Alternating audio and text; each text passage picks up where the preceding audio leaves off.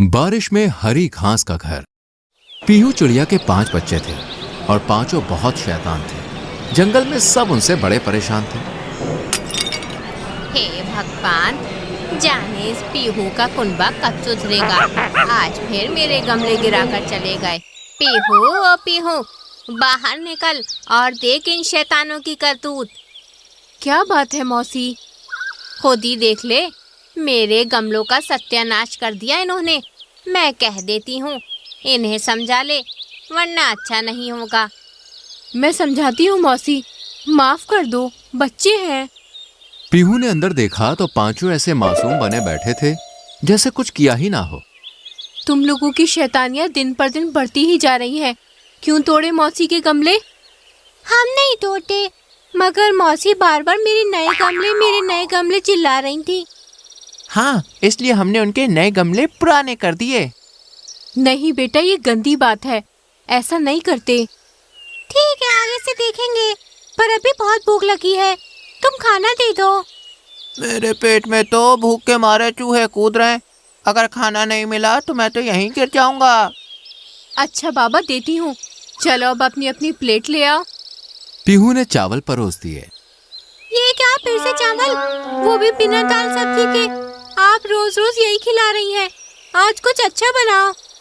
कैसे बताऊं तुम्हें बच्चों, हमारे पास इतने भी पैसे नहीं हैं कि मैं राशन ले आऊं। ये सोचते हुए पीहू की आंखें भर आती हैं। इतने में मुनमुन उसे टोकते हुए बोली, क्या सोच रही हो माँ? कुछ और बनाओ ना। ऐसा करते हैं, आज हम यही खाते हैं, लेकिन कल मैं पक्का तुम्हारे लिए कुछ अच्छा बनाऊंगी। सभी बच्चे चावल खाकर सो जाते हैं, मगर आधी रात को तेज बारिश की गड़गड़ाहट से बच्चों की नींद खुल जाती है। डरो नहीं बच्चों, ये सिर्फ बिजली की आवाज थी, सब ठीक है। मुझे तो बहुत डर लग रहा है। मैंने कहा ना, डरो नहीं, आओ मेरे पास आओ। पीहू सभी बच्चों को अपने पंखों में समेट लेती है। बाहर हल्की हल्की बारिश शुरू हो जाती है और धीरे धीरे तूफान के साथ बारिश की रफ्तार भी बढ़ने लगती है, जिस वजह से पीहू का कच्चा पक्का घर हिलने लगता है। ये क्या हो रहा है माँ? हमारा घर गिरने वाला है। हम गिर जाएंगे माँ, मुझे बहुत डर लग रहा है। तुम लोग जल्दी जल्दी बाहर निकलो। पीहू ने सभी बच्चों को बाहर निकाला ही था कि इतने में घर गिर जाता। पीहू बच्चों को एक मोटी सी डाल पर पेड़ की छाया में बैठा देती है, लेकिन हल्की हल्की बारिश की बूंदें वहां भी पहुंच रही थी, जिस वजह से बच्चे और पीहू भीग रहे थे। यहाँ तो कितनी ठंड है, अब क्या हमें रात भर यहीं रहना होगा? ऐसे तो तुम सब बीमार हो जाओगे, तुम यहीं रुको, मैं किसी से मदद मांगने जाती हूँ। पीहू सबसे पहले मीनू मौसी के दरवाजे पर पहुंची। क्या है पीहू, इतनी रात को नींद खराब क्यों की? तू और तेरे बच्चे कसम से जीना बेहाल कर दिया है उन्होंने। अब बोलेगी भी क्या, या यूं ही बुत बनी खड़ी रहेगी?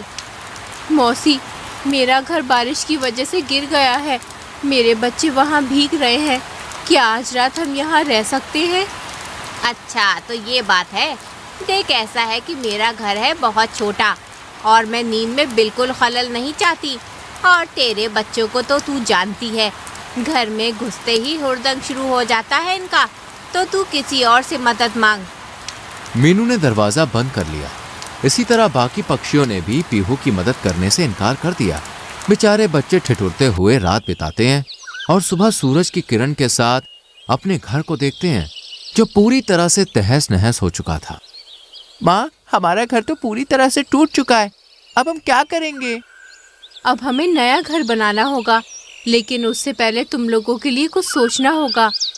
पीहू ने इधर उधर से थोड़ा सा तिनका जोड़कर एक छोटा सा घोंसला बना दिया और सभी बच्चों को उसमें बैठाकर घास लाने खेतों में पहुंची।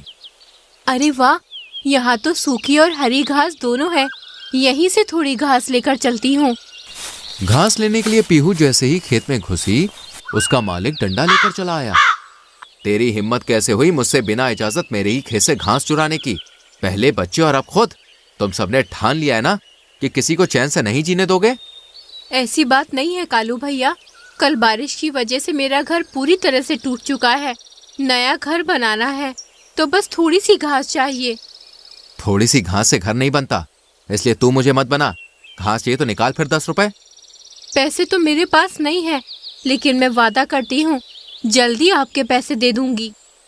चल चल, मुझे मत बना, कहा ना लाला राम का उधार अभी भी तूने चुकता नहीं किया है, हम मेरे पैसे चुकाएगी। अरे मुझे भरोसा ही नहीं है, इसलिए पहले पैसे लाओ और फिर घास ले जाओ। पीहू बेचारी अपना मुंह लटकाकर वहां से चली जाती है और यहाँ से सीधा मोंटू चिड़िया के बाग में पहुंचती है, जहाँ पर काफी हरी भरी घास थी। अरे पीहू, तू यहाँ क्या कर रही है? तूने कहा था ना जब मुझे हरी भरी घास की जरूरत हो तो मैं यहाँ चली आऊं। आज मुझे जरूरत है, थोड़ी सी घास दे दे। अच्छा, तो तू मुझसे मिलने नहीं आई है, बल्कि काम पड़ा है तब आई है। एक बात कहूँ पीहू, आजकल तू बहुत मतलबी हो गई है। खैर, मेरे पास घास नहीं है, तू कहीं और देख ले। पीहू यूं ही दर दर भटकती है, सबको अपनी परेशानी बताती है, लेकिन कोई भी उसे घास देने को तैयार ही नहीं था, जिस वजह से पीहू उदास होकर एक जगह बैठ जाती है और रोने लगती है। इतने में एक आवाज आती है। क्या हुआ बेटा, तुम यूं रो क्यों रही हो? मुझे बताओ अपनी तकलीफ, क्या पता मैं तुम्हारे काम आ जाऊं। आज कोई मेरे काम नहीं आ सकता काका, क्योंकि समय ने मुझसे मुंह मोड़ लिया है। कोई मेरी मदद करने को तैयार नहीं है। किसी को तेरी अच्छाई नजर नहीं आती ना, इसलिए। अब बता क्या परेशानी है। पीहू ने सब कुछ बनवारी को बता दिया। बस इतनी सी बात? समझ तेरी समस्या सुलझ गई। मैं कुछ समझी नहीं काका। देख, तुझे घास की जरूरत है ना, ताकि तू और तेरे बच्चे अपने लिए घर बना सके, और मुझे जरूरत है एक मेहनती की जो मेरे बंजर खेत को हरा भरा कर सके। तू चाहे तो मेरे खेत में खेती कर सकती है, उसमें घास भी उगेगी और अनाज भी।